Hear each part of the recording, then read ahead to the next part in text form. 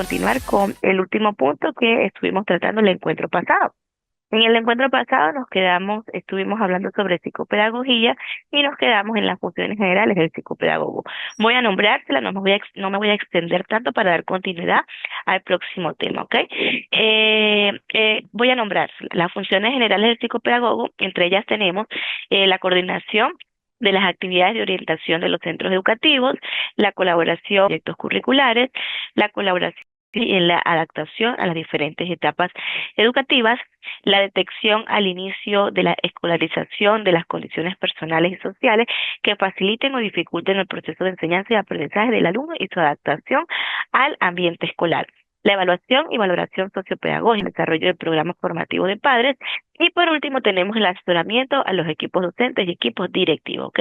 Estas son algunas de las funciones generales del psicopedagogo. Dentro de ellas pues están inmersas muchas más, pero hagamos énfasis en algo muy importante que pues es el acompañamiento dentro de las aulas, dentro de los centros educativos, el acompañamiento a los docentes, el asesoramiento a los docentes en cuanto a las actividades que deben de estar dirigidas, actividades especiales en casos de alguna dificultad de aprendizaje, asesoramiento a todo el personal directivo, cómo deben dar la información a sus docentes para el trato, de pronto el trato, las estrategias, las actividades, cómo acudir en caso tal de que presenten un niño con alguna dificultad de aprendizaje, cómo podemos resolver o cómo podemos involucrarnos en el tema para que pues a medida de que pase el tiempo pues todo sea un éxito. Lo importante es diagnosticar a tiempo, pues a través de la observación, hacer la detección al principio de la escolarización, sí, y pues se detecte algún problema de aprendizaje al principio, pero en el proceso o en el transcurrir del año escolar pues también podemos detectar algún problema de aprendizaje. Entonces hay que estar preparados y pues el psicopedagogo, una de sus funciones es asesorar, involucrar pues a los docentes, a todo el personal de la institución para que ellos tengan conocimiento de cómo hacer esa detección de algún problema de aprendizaje, ¿ok? Pues dentro de todas las funciones, la más no digamos que la más resaltante, sino pues hacer énfasis en que esta es una de las funciones primordiales dentro del psicopedagogo en el campo, en, perdón, en los espacios educativos, ¿ok? Bueno, funciones generales del psicopedagogo, también pues los invito a leer cada una de estas funciones y pues indagar un poco más por qué es una coordinación de actividades de orientación en los centros educativos, por qué el psicopedagogo tiene que prestar esa colaboración tanto en los procesos de evaluación y revisión de proyectos, por qué debe colaborar con los tutores al establecimiento de los planes de acción tutorial, por qué la orientación psicopedagógica en los procesos de aprendizaje, en la adaptación de las diferentes etapas educativas debe de ser manera constante, ¿ok? El porqué de cada una de estas funciones para pues que tengan un ejemplo más claro y una definición más clara de cada una de ellas, ¿ok? Bueno, siendo así, pues vamos a pasar el siguiente tema, que es la unidad número 2. No, vamos a pasar a la unidad número 2, ¿sí? En el cual tenemos programada en el plan de evaluación cuadro comparativo sobre las teorías psicopedagógicas, ¿ok? Vamos a hacer una breve explicación de lo que son las teorías psicopedagógicas, de qué se trata, cuáles son los autores que están en sus funciones, ¿ok? Entonces vamos a dar inicio con la teoría. Primeramente, ¿qué es una teoría? ¿Sí? ¿Qué podemos entender por teoría? Recuerden que el tema es teorías psicopedagógicas, ¿ok? Entonces, decimos que la teoría es un sistema entrelazado de conceptos. Se caracteriza por teorizar un objeto de conocimiento. Es de alguna manera ponerlo en relación con las ideas, los valores, los principios que lo hacen digno de existir, desarrollarse, crecer y valoramiento a ser un marco teórico. Y se trata de una tarea que se enfrenta a un abanico de sentimientos. La teoría en ocasiones es vista como un reglamento, lo que guía para la acción o como una escritura sagrada, también como un pensamiento que ordena la experiencia, lo sistematiza, lo vuelve más operativa, es argumento, es justificación, es un código ético. Bien, como lo dice acá, este pequeño concepto sobre la teoría. Conocemos por teoría, ¿sí? Algo que ya está establecido, algo que fue estudiado hace mucho tiempo por un autor, por diferentes autores.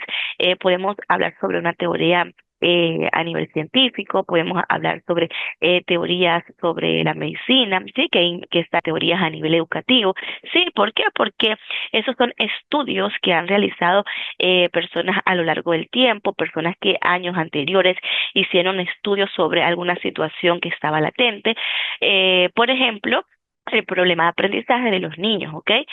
Bueno, del ser humano, cuando el ser humano no adquiere algún tipo de información, es porque algo está pasando. Entonces ahí está inmersa la ciencia, cuando hablamos de psicología, cuando hablamos de pedagogía. Entonces esto estudiado, es algo que a través de investigación, de indagación, ¿cómo se me fue la palabra? Pues de estudios, de experimentos, ¿sí? Llegaron a una conclusión. Entonces, esto es una teoría que dice tal autor o que dicen tales autores, algo que pasó, algo que fue estudiado, algo que vivieron y que llegaron a una conclusión afirmando tal cosa, ¿ok? Entonces, cuando hablamos que una teoría puede ser una escritura sagrada, es porque es así, es como una norma, digámoslo así, que acá lo dice. em, por acá, los principios que lo hacen digno de existir, desarrollarse, crecer y valorarse. En el mundo académico suele llamar este procedimiento un marco teórico. ¿Por qué? Porque cuando estamos estudiando un tema y nos referimos a lo que es el marco teórico, buscamos la definición de cada uno de esos conceptos que están relacionados con el tema que estamos estudiando. Entonces, el marco teórico que te permite hacer una definición de cada uno de esos puntos que tú quieres saber. Entonces, esa definición de dónde viene, de teorías anteriores, de autores que hablaron sobre ese tema años anteriores. Entonces, es lo que va evolucionando y que con el paso del tiempo siempre va a estar latente. Por eso decimos que es una escritura sagrada. Otro ejemplo de una escritura sagrada es, por ejemplo, cuando hablamos de Jean Piaget nos habla de las etapas evolutivas del niño y eso en la actualidad todavía lo trabajamos. Es algo sagrado para nosotros en el mundo de la educación hablar sobre las teorías evolutivas del niño, ¿sí? De Jean Piaget. Y es a lo que aplicamos. Siempre decimos, el niño está en un proceso, el niño tiene su proceso evolutivo, se desarrolla desarrolla diferentes aspectos en diferentes etapas. Entonces nosotros nos estamos guiando por toda esa información y por toda esa teoría que está diseñada o que está, bueno, establecida por Jean Piaget desde años anteriores, ¿sí? Entonces es algo que es una teoría sagrada que lo utilizamos en la actualidad y que se va a utilizar más adelante, porque es algo que se estudió, algo que fue una ciencia, no solamente una ciencia estudiada, no solamente de Piaget, sino de otros autores conocidos, como los Vygotsky, como los Brunner, como los Auber, que lo tengo acá, están acá abajo, sí, que más adelante vamos a conversar sobre ellos y sus teorías. Entonces, esto es pues básicamente lo que es la teoría, cuando hablamos de sagrada, y también cuando dice que es un argumento, que es justificación y que es un código ético. Eso es un código ético, aplicar de pronto todo el contenido que está inmerso en la teoría de Jean Piaget es ética dentro del mundo de la educación. Entonces la teoría no existe porque sí, es a lo que ellos dicen y que nosotros en el pasar del tiempo tenemos que hacerlo, no, es algo que fue estudiado, es algo que le da significado a los problemas, es algo palabras que están allí establecidas para que puedas entender muchas cosas que se presentan en la actualidad y que pues prestar la atención y establecerlo forma parte de la ética de nosotros los docentes, de psicopedagogos, ¿ok? Bueno, entonces, dentro de las funciones de las teorías tenemos, por acá hacemos mención de 4 funciones como son explicar, que es dar sentido a un fenómeno complejo. Es algo que ya existe, pero que de pronto no podemos entender y cuando nos involucramos en la teoría, pues podemos dar sentido y entender aquello que no está siendo fácil y de pronto decimos, pero ¿por qué pasó esto? No entiendo por qué hicieron eso, por qué dicen esto. Entonces, la teoría, lo que ya está escrito, lo que está estudiado, te permite entender lo que a simple vista no está claro, ¿ok? Predecir anticipa resultados futuros con base en patrones observados. Organizar conocimientos ayuda a clasificar y relacionar informaciones. Orientar la investigación sirve de guía para formular hipótesis y dictar la investigación. No quiere decir alguna investigación sobre algún tema en específico. Toda la vida tenemos que hacer lo que ellos digan, no. Eso fue lo que en su momento ellos estudiaron y ellos pues establecieron una teoría, pero nosotros en la actualidad también podemos indagar y podemos cambiar ciertas cosas que está establecido en alguna teoría. Eh, Cuando dice sirve de guía para formular hipótesis y diseñar estudios, podemos hacer esto es una guía para de pronto diseñar algún estudio. Sigo con el ejemplo de Jean Piaget.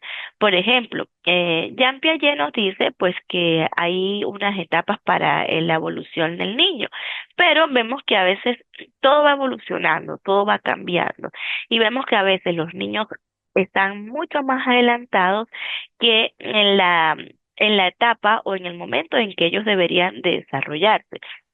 Por ejemplo, tenemos la etapa sensoriomotora que se da de los 0 a los 2 años.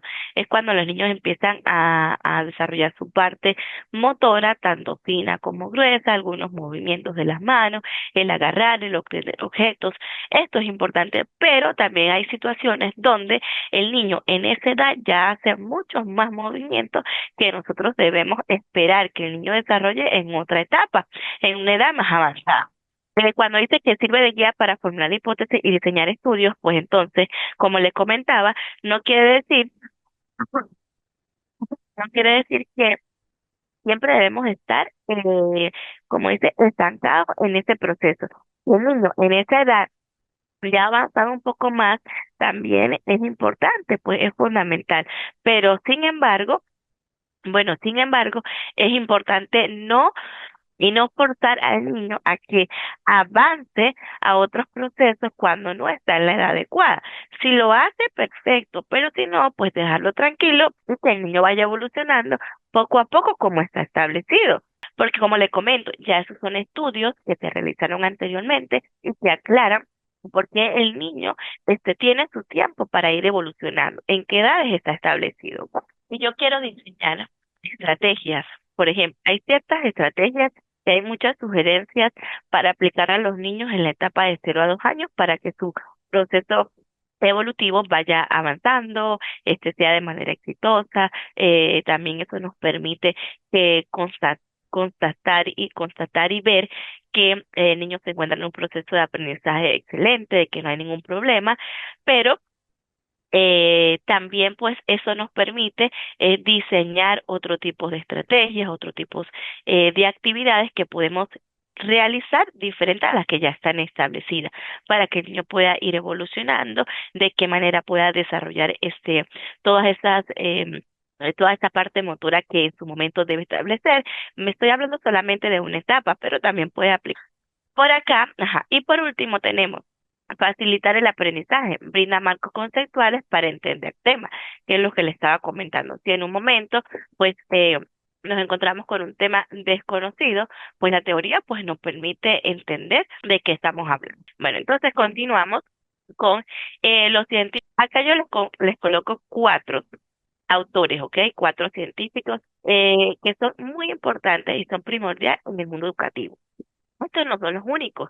Hay muchas educativas, la teoría que está inmersa en la educación, en los problemas de aprendizaje, en el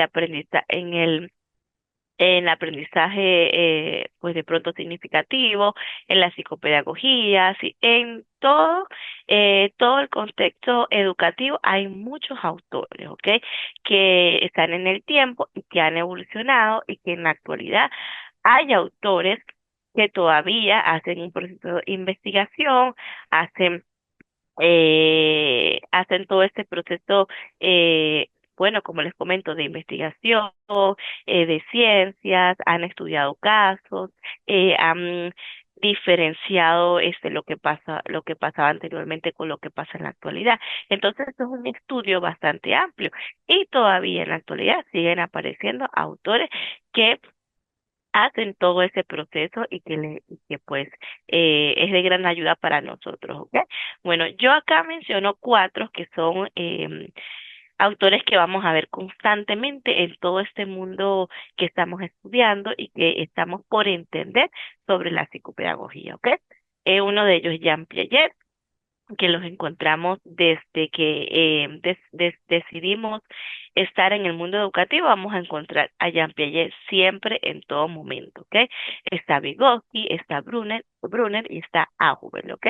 Estos son cuatro científicos, cuatro autores importantísimos que nos han enseñado muchísimo y que nos siguen enseñando, porque cuando no entendemos algo, que es lo que estamos a las teorías, por qué pasó, por qué sigue ocurriendo esto, qué es lo que nos permite que ni se pueda ir evolucionando, pero es impresionante cómo hace muchos años todas estas cosas que pasan con el ser humano fueron estudiados y siguen latentes.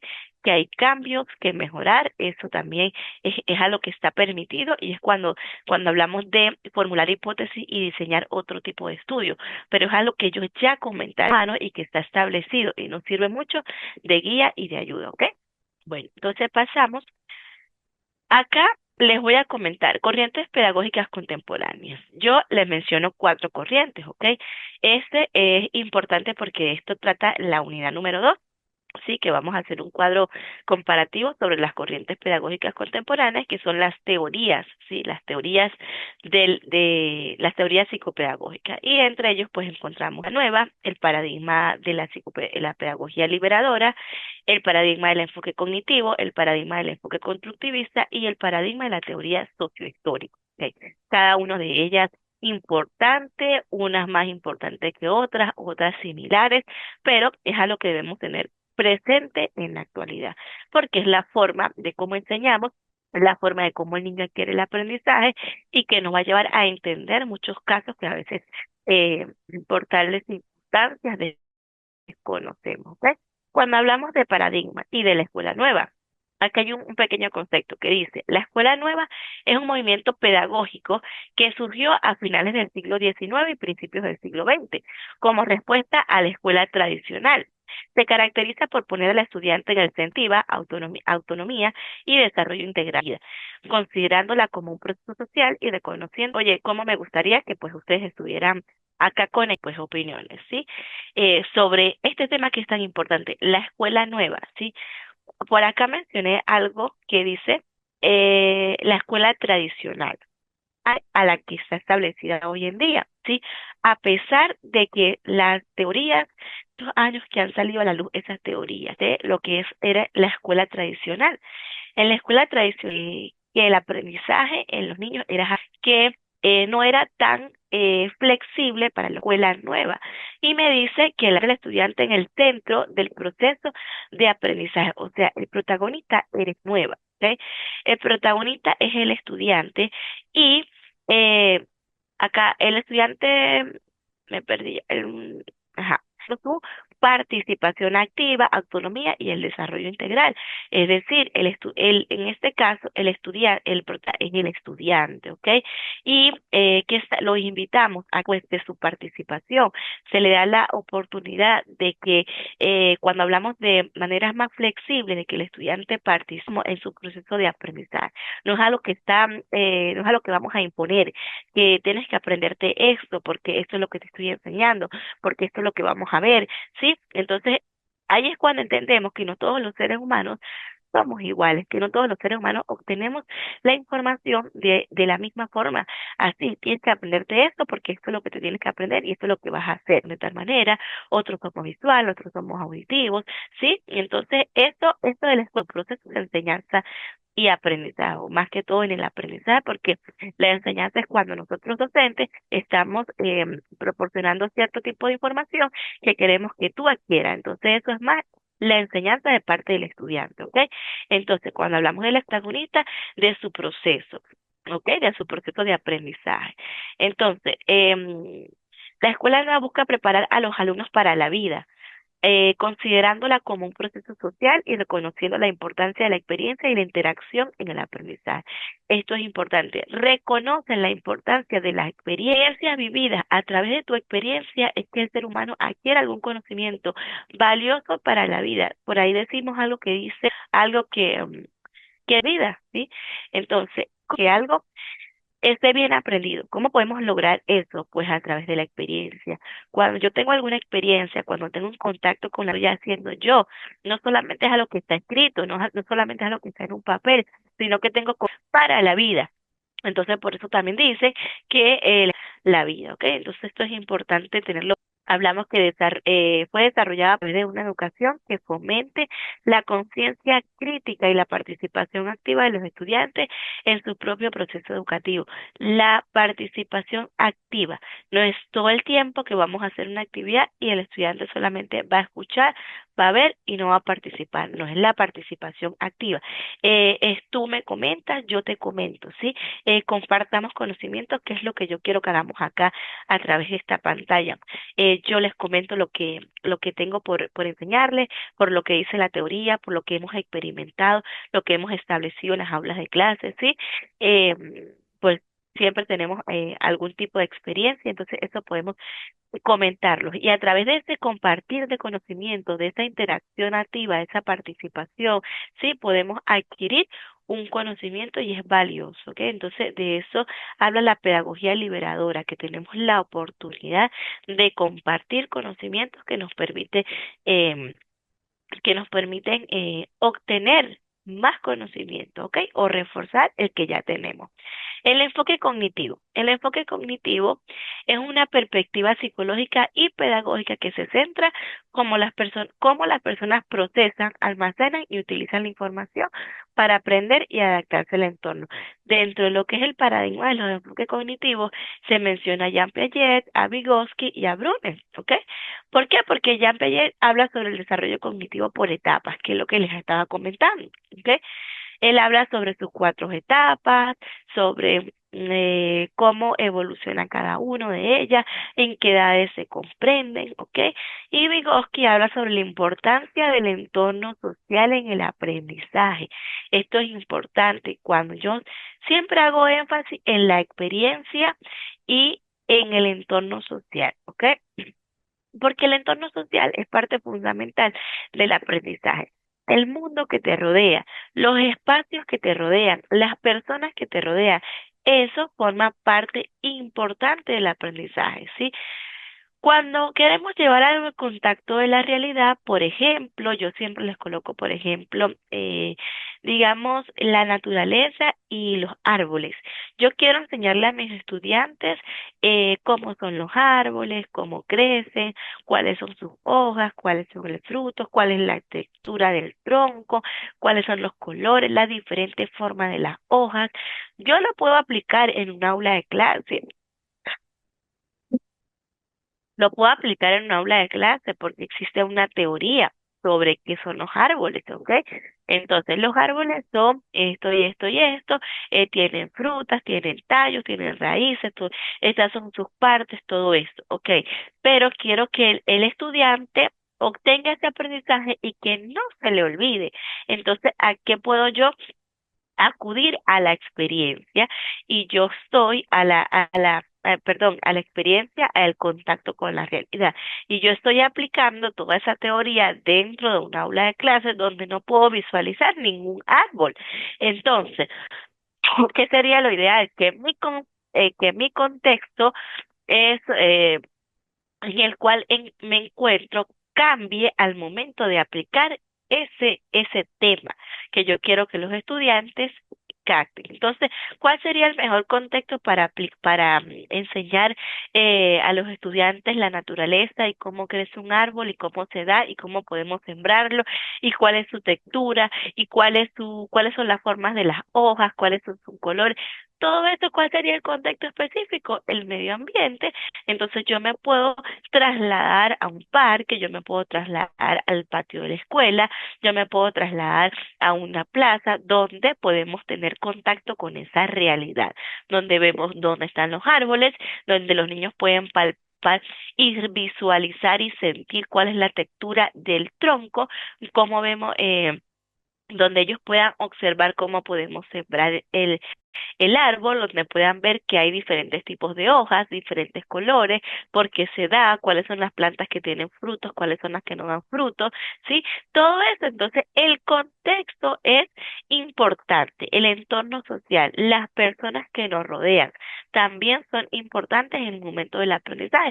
Y todo eso habla Vygotsky, ¿ok? Entonces es importante leer su teoría. Y Brunner, por último, habla sobre el aprendizaje por descubrimiento, que también tiene relación con la teoría de Vygotsky, porque cuando yo descubro algo es a través de qué, de la experiencia. Entonces, aprendizaje por descubrimiento, ¿sí? Cuando yo tengo quiero saber, de pronto nos vamos a los niños de educación inicial y le comentamos, hay colores primarios, amarillo, azul y rojo, pero también hay colores secundarios. ¿Y cómo yo puedo hacer, tener otro color que no sea amarillo, azul y rojo? Parte importante es que los colores primarios, con esos tres, podemos formar los secundarios. ¿Y cómo lo hacemos?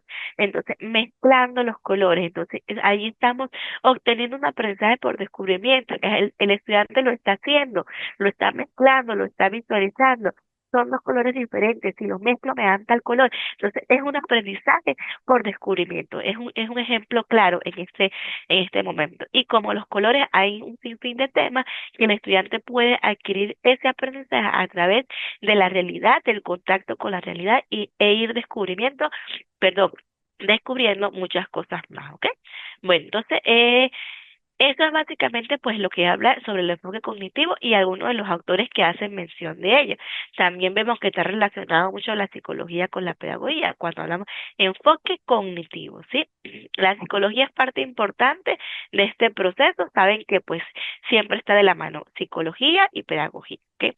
Cuando hablamos sobre el paradigma constructivista, pues hablamos que el estudiante lo construye activamente a partir de sus experiencias, ideas previas y la interacción con su entorno. Vemos que lo que ya vamos conversando lo vamos repitiendo porque es que las teorías son similares, pero pues no se confíen porque a veces cuando empezamos a leer a profundidad cada una de las teorías de los diferentes autores también podemos encontrar choques de pensamientos. ¿A qué me refiero con esto? De que un autor de pronto no está de acuerdo con lo que dice otro autor, sin embargo, pues pueden contribuir, ¿ok?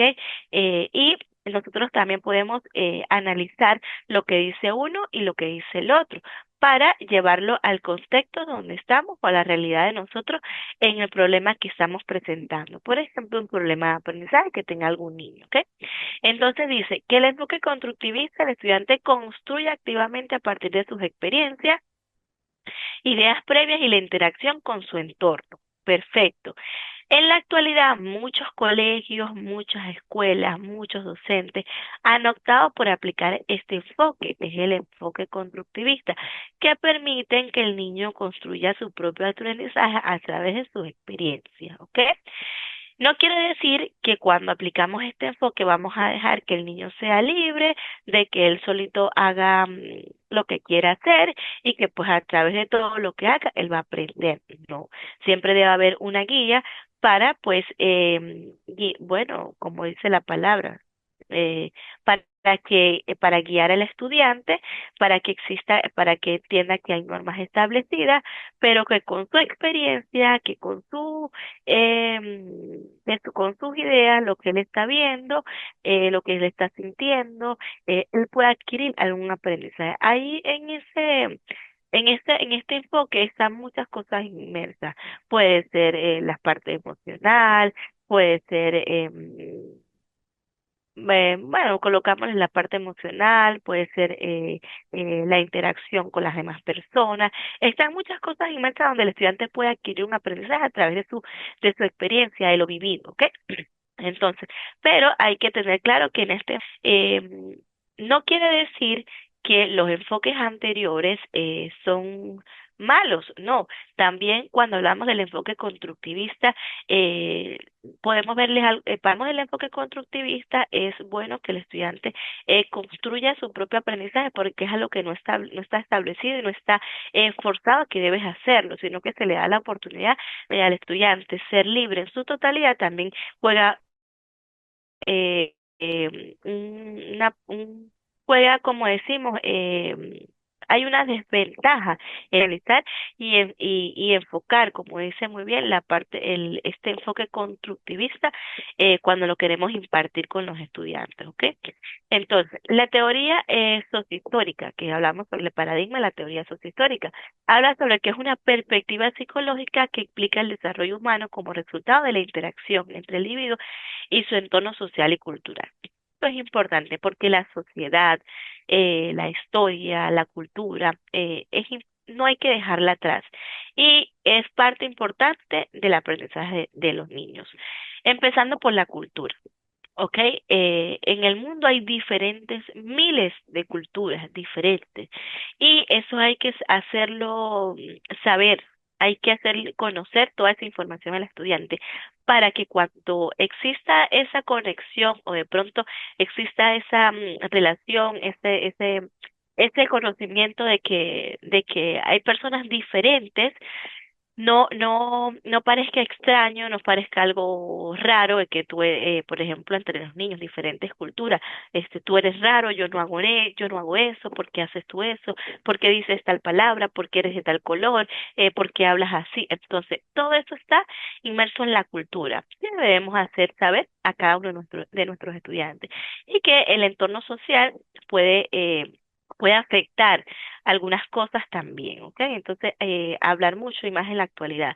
Eh, Vemos que en la actualidad hay muchas cosas que son difíciles de pronto de abordar. Por ejemplo, la tecnología, por ejemplo, em, más que todo, pues la tecnología, cuando vemos que hay miles de cosas que podemos encontrar en las redes sociales, cuando vemos que hay niños pues que aplican cosas que no están bien en la calle y de pronto el niño puede adquirir alguna información en el hogar y en la escuela, pero cuando se topa con la sociedad, con la calle, con todo, es una realidad que está latente y que se vive, ¿sí? Entonces, nosotros tenemos que tener mucho tacto para enseñar y para involucrar, para incluir a los estudiantes en este entorno, ¿ok?